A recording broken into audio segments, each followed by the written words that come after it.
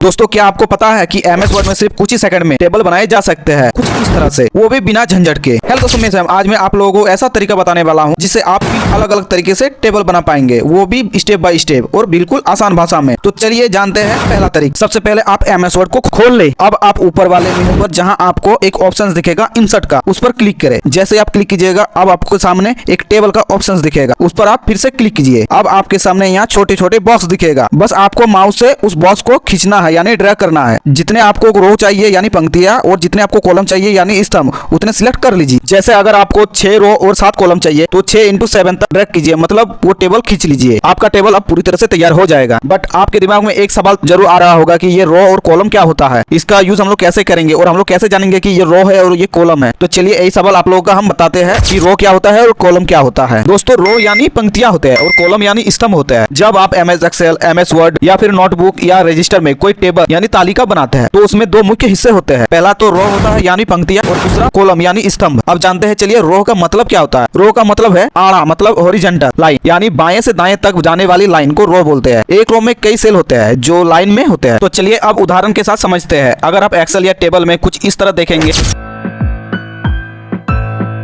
तो चलिए आप कॉलम को थोड़ा समझते हैं। कॉलम का मतलब होता है ऊर्ध्वाधर यानी कि वर्टिकल लाइन, यानी ऊपर से नीचे तक जाने वाली लाइन। एक कॉलम में कई सेल होते हैं जो एक के नीचे एक होते हैं। चलिए उदाहरण के साथ समझते हैं।